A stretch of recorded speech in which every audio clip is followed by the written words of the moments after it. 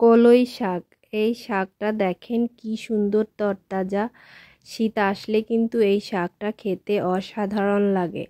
আমার তো অনেক পছন্দ। কার কার এই শাকটা খুবই পছন্দ অবশ্যই অবশ্যই কমেন্ট করে জানিয়ে যাবেন। আমাদের অবশ্য খেতে হয় না, কিনে আনতে হয়। অনেকের কিন্তু ক্ষেত থেকে তুলে এনে এটা রান্না করে।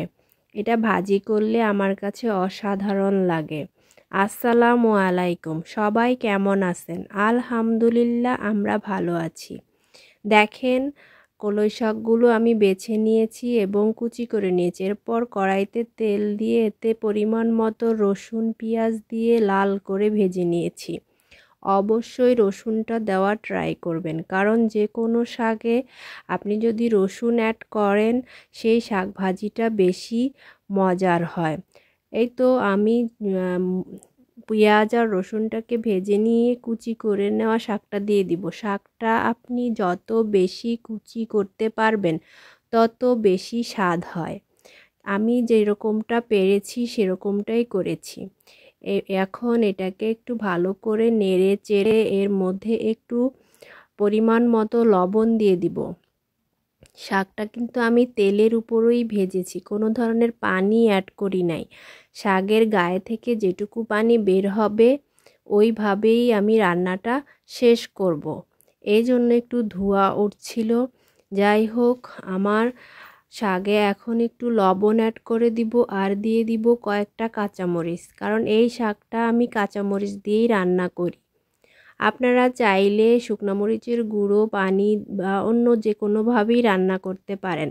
কে কিভাবে এই শাকটা রান্না করেন অবশ্যই আমাকে কমেন্টে জানিয়ে যাবেন।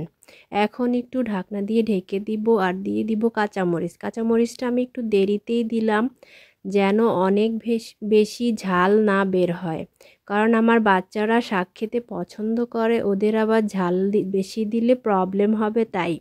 আর একটু ঢেকে দিব। এখন এই যে আমার শাকগুলো কিন্তু একদম সেদ্ধ হয়ে গিয়েছে, এর গায়ে থেকে যে পানিটা বের হয়েছে এখন শুধু এই পানিটা শুকিয়ে নেওয়ার পালা।